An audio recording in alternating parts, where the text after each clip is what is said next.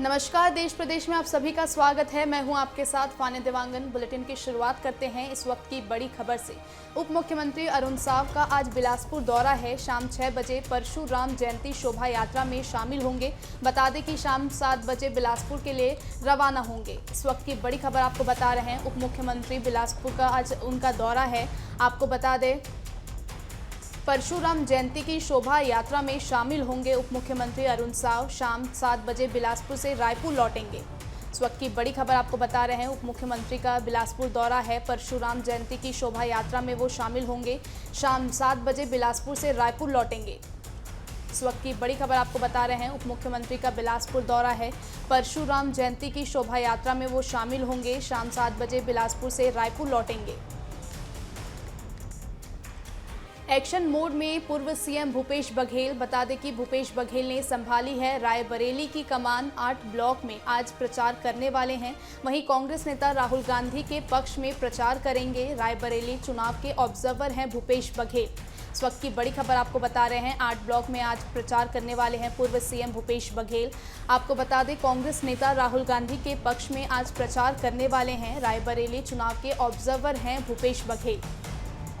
इस वक्त की बड़ी खबर आप तक हम पहुंचा रहे हैं। एक्शन मोड में नजर आए हैं पूर्व सीएम भूपेश बघेल। वहीं पूर्व सीएम भूपेश बघेल ने रायबरेली की कमान संभाली है। रायबरेली चुनाव के ऑब्जर्वर हैं भूपेश बघेल। 8 ब्लॉक में आज प्रचार करने वाले हैं। इस वक्त की बड़ी खबर आपको बता रहे हैं। कांग्रेस नेता राहुल गांधी के पक्ष में प्रचार करने वाले हैं पूर्व सीएम भूपेश बघेल। रायबरेली चुनाव के ऑब्जर्वर हैं भूपेश बघेल। इस वक्त की बड़ी खबर आपको बता रहे हैं। एक्शन मोड में नजर आए हैं पूर्व सीएम भूपेश बघेल। पूर्व सीएम भूपेश बघेल ने संभाली है रायबरेली की कमान। छत्तीसगढ़ में बस्तर संभाग के जिला बीजापुर में पुलिस और नक्सलियों के बीच मुठभेड़ हो गई है। मुठभेड़ में 12 नक्सलियों को सुरक्षा बलों ने मार गिराया है। बता दें कि पूरा मामला गंगालूर थाना क्षेत्र के अति संवेदनशील क्षेत्र पीडिया जंगलों का है।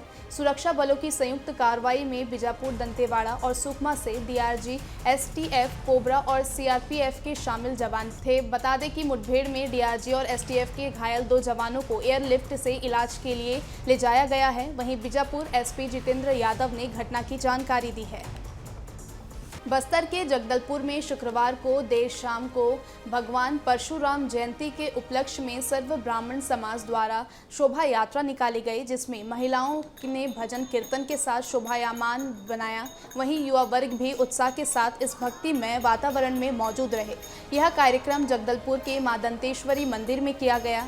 बता दें कि कार्यक्रम में बाइक रैली और सभी समाजों द्वारा की गई शोभा यात्रा आकर्षण केंद्र का था।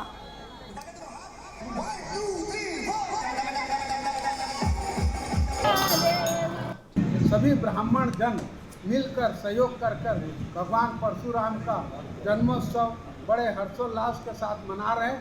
परशुराम जी के जन्म जयंती का अवसर और आज हम लोग सभी हमारे मित्र समाज के लोग को शुभकामनाएं देने आए हैं।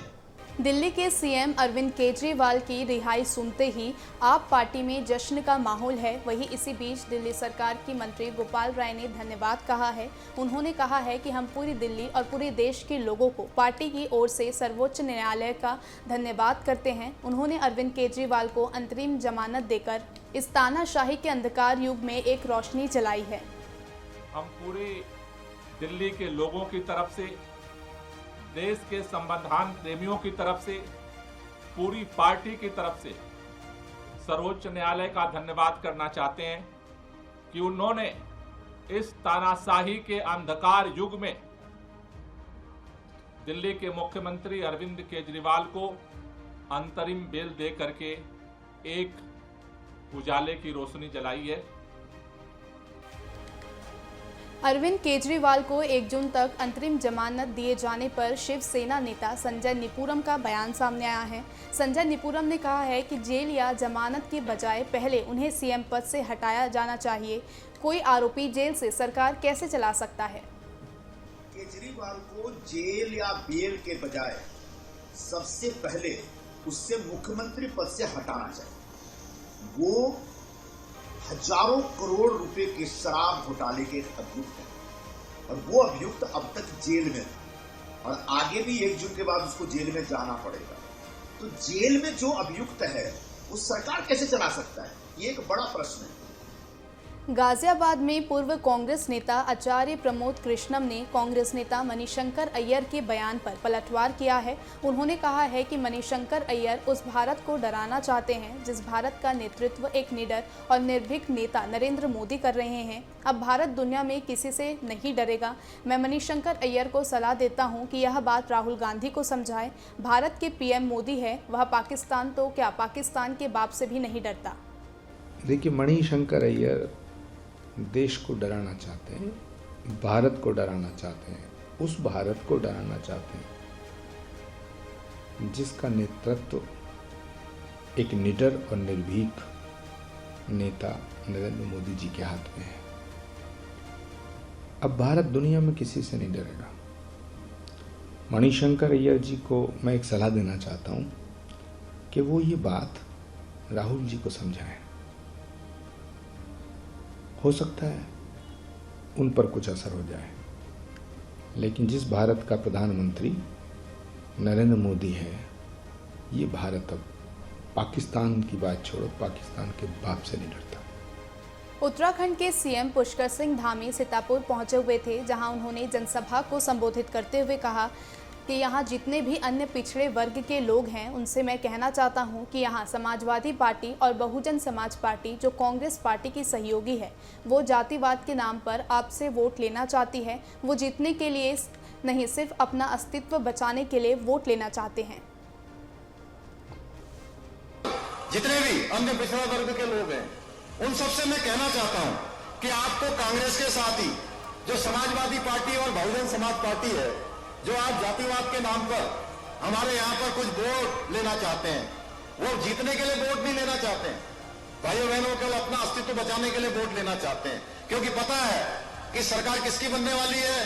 पूरे देश के अंदर एक ही चर्चा होती है, सरकार मोदी जी की ही बनने वाली है, सरकार भारतीय जनता पार्टी की ही बनने वाली है, सरकार एनडीए की ही बनने वाली है, प्रधानमंत्री मोदी जी ही बनने वाले हैं। कांग्रेस नेता मणिशंकर अय्यर के बयान पर सियासत गरमा गई है। विदिशा लोकसभा सीट से बीजेपी उम्मीदवार शिवराज सिंह चौहान ने कांग्रेस नेता मणिशंकर अय्यर के बयान पर निशाना साधा है। पूर्व सीएम ने कहा है कि इंडी गठबंधन के नेता बौद्धिक दिवालियापन के शिकार हैं, बुद्धि और विवेक उन्होंने खो दिया है। गठबंधन के नेता बौद्धिक दिवालियेपन के शिकार हैं, बुद्धि और विवेक उन्होंने खो दिया है। मणिशंकर जी, ये यूपीए की ढीली ढाली सरकार नहीं है। आज भारत के प्रधानमंत्री 56 इंच के सीने वाले हैं और भारत ने साफ कहा है, हम सबके कल्याण में विश्वास रखते हैं, विश्व का कल्याण हो। हम अपनी तरफ से किसी को छेड़ेंगे नहीं, लेकिन कोई छेड़ेगा तो छोड़ेंगे नहीं। भारत डरने वाला नहीं है। हाल ही में कांग्रेस से बीजेपी में शामिल हुई राधिका खेड़ा ने मणिशंकर अय्यर के बयान पर निशाना साधा है। राधिका खेड़ा ने कहा है कि मणिशंकर अय्यर के बयान से पता चल रहा है कि क्यों पाकिस्तान कांग्रेस और ईडी गठबंधन की जीत की कामना कर रहा है। उन्होंने कहा कि क्यों ट्विटर के माध्यम से वहां से कांग्रेस के लिए प्रेम पत्र आ रहे हैं। ये कांग्रेस पार्टी का असली एजेंडा और चेहरा है, जो कभी मणिशंकर अय्यर तो कभी सैम पित्रोदा सामने लाते हैं। मणिशंकर अय्यर के बयान से ये पता चल रहा है कि क्यों पाकिस्तान कांग्रेस और इंडी गठबंधन की जीत की कामना कर रही है और लगातार वहां से ट्विटर के माध्यम से प्रेम पत्र कांग्रेस के लिए क्यों आ रहे हैं। ये असली चेहरा और असली एजेंडा है कांग्रेस पार्टी का, जो कभी मणिशंकर अय्यर सामने लेकर आते हैं, कभी सैम पित्रोदा। देश विरोधी, जन विरोधी कांग्रेस पार्टी का चेहरा है, जो आज सबके सामने एक बार फिर उजागर हो गया। पटना साहिब लोकसभा सीट से बीजेपी उम्मीदवार रविशंकर प्रसाद ने शुक्रवार को अपना नामांकन दाखिल किया। इस दौरान उन्होंने कहा है कि मैं पटना की जनता से आशीर्वाद चाहता हूं। जैसे मैंने पहले देश के लिए काम किया था, वैसे ही मैं आगे भी काम करूंगा। मैं बहुत सौभाग्यशाली हूं कि हमारे बिहार के 2 वरिष्ठ हम समूह के अभिभावक, पूर्व राज्यपाल आदरणीय गंगा बाबू और भारत सरकार के पूर्व मंत्री और पटना से सांसद रहे डॉक्टर सीपी ठाकुर जी ने, और साथ में राजेश सिंह जी और हमारे मेहता जी ने, प्रदीप मेहता जी ने हमें प्रस्तावित किया है। मैं नामांकन दायर कर दिया है। मैं पटना की जनता से आशीर्वाद चाहता हूँ। जैसे पहले देश के लिए काम किया था, आगे काम करूँ। बहुत बहुत धन्यवाद। अच्छा, एक सवाल है, कांग्रेस महासचिव प्रियंका गांधी वाड्रा अमेठी पहुंची हुई थी, जहां उन्होंने बीजेपी पर जमकर निशाना साधा। उन्होंने कहा है कि बीजेपी और उनके नेता कहते हैं कि बीजेपी ने 10 साल में इतना काम किया है जितना कांग्रेस 70 साल में भी नहीं कर पाई, तो वो अपना काम गिनाएं। अगर इन्होंने इतना काम किया है तो देश में इतनी बेरोजगारी क्यों है? नए सवाल बीजेपी भी आपसे खड़ा कर रही है। बीजेपी भी अब हम अपने इमेजिनेशन का हमारा मैनिफेस्टो गिना रही है, भैंसों की बात कर रही है, ये वो जो हमारे मैनिफेस्टो में है ही नहीं। बीजेपी अपना मैनिफेस्टो क्यों नहीं गिनाती है? बीजेपी ने किया है 10 सालों में, इतना सारा काम किया है। इनके नेता हर जगह कहते हैं कि इतना काम हुआ है कि 70 सालों में इतना काम नहीं हुआ, और कांग्रेस ने 70 सालों में कुछ नहीं कहा। तो गिनाए ना कि क्या काम किया है, बताएं क्या काम। इसी के साथ इस बुलेटिन में फिलहाल इतना ही। नमस्कार।